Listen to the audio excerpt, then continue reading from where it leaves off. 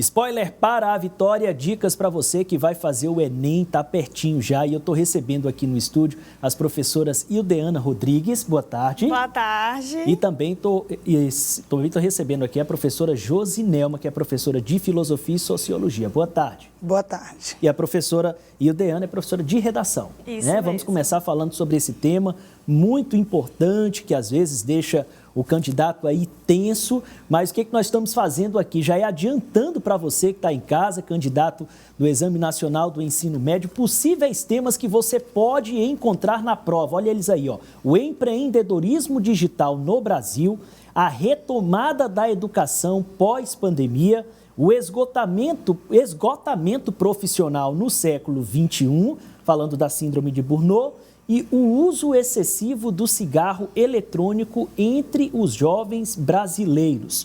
Professora, são todos temas bem atuais. É uma característica do Enem? É uma característica do Enem cobrar não somente temas que tiveram relevância no próprio ano, como 2022, mas temas que têm esse viés social, que de alguma forma envolva a sociedade. E você percebe que são 4 eixos totalmente diferentes, mas que todos têm esse viés social. Então, por exemplo, o primeiro tema, como vocês podem ver aí, que é do eixo sobre tecnologia, que fala sobre o empreendedorismo, é para destacar exatamente esse fato de que hoje as pessoas na internet estão, de certa forma, equivocados e dando uma ideia muito deturpada de que seguir essas áreas da internet não precisa necessariamente de uma formação, de um conhecimento, de um ensino. E isso muitas vezes pode atrapalhar os próprios jovens que estão nessa peleja, digamos assim, nessa corrida para tentar uma graduação. Essa ideia de digital influencer, blogueiro, essas profissões que muitas vezes estão vinculadas à instabilidade e à não segurança empregatícia, pode ser um risco também. Da mesma forma que isso gera também, lógico, diminui a taxa de desemprego, mas são trabalhos muito voláteis e que podem ser transformados a qualquer momento. Porque a internet é um movimento que cresceu muito e que surgiram muitas profissões, mas muitas delas também podem desaparecer.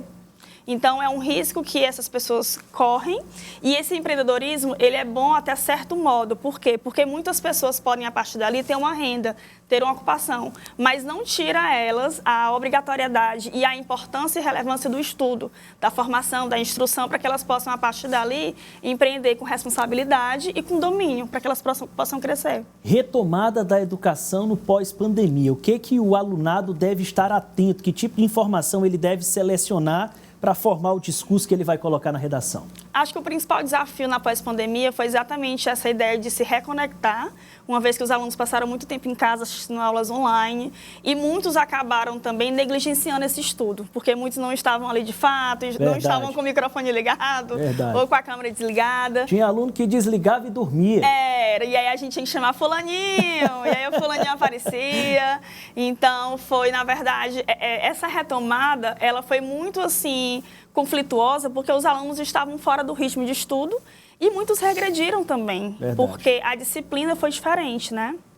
E sem contar que para eles também, a ideia de voltar para a sala de aula e encarar ali aquelas 7 aulas sentado, ouvindo, foi muito difícil para eles também poderem assimilar, porque foram 2 anos de transição.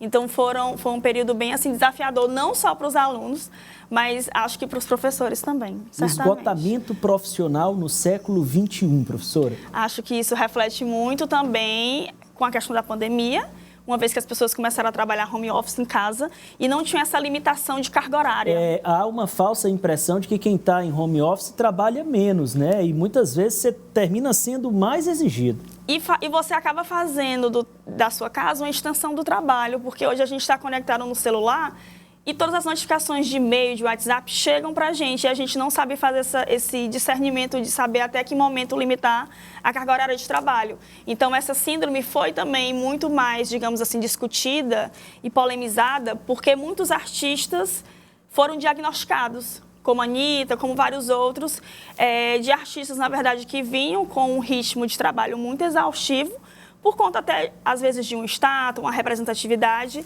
e abrem mão do seu próprio bem-estar, da sua própria saúde. Então, é uma síndrome super atual. Bom, por último, a gente vai falar aí do cigarro eletrônico, né, que esconde riscos e é tido como algo da moda, precisa atenção. Quais são os aspectos aí que devem ser considerados? Primeiro, destacar que quando a gente fala de cigarro eletrônico, a gente fala do tabagismo de uma forma geral.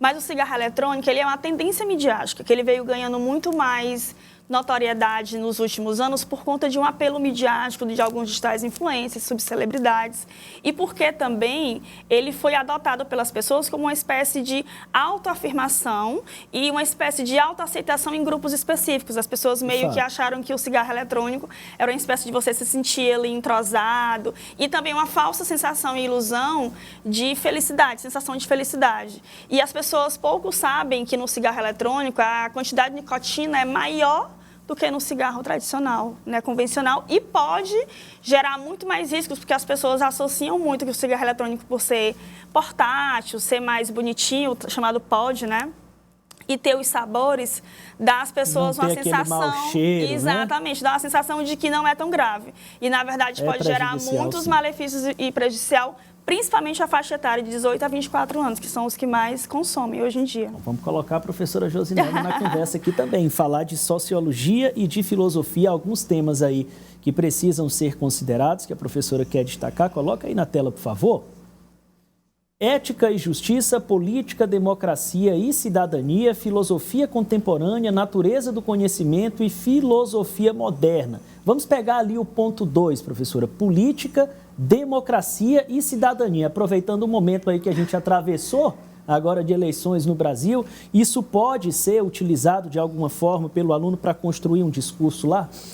Em relação a essa questão sobre política, e em relação a forma como o INEP ele orienta, alguns temas polêmicos não podem ser utilizados nas questões. Temas ligados à política, ligado à crença e ligado também à questão de cor no Brasil. Nesse caso, o que o aluno precisa ter em mente quando esses temas são abordados? Em relação a essa temática ela é tanto cobrada tanto na sociologia quanto na filosofia. O Enem traz textos e os alunos eles vão, na realidade, responder as questões com base nos textos. A política, quando nós falamos da política, nós falamos de um espaço que, na realidade, é um espaço democrático. A política ela nasce na Grécia, e na Grécia nós temos uma democracia que, na realidade, a participação no exercício do poder, ela se dava através daqueles que eram considerados cidadãos. Então, esses participavam diretamente dos destinos da cidade. Ou seja, as decisões elas eram tomadas coletivamente.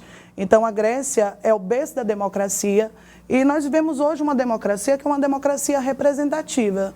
Nós elegemos pessoas que se candidatam por algum partido político e eles vão nos representar no poder.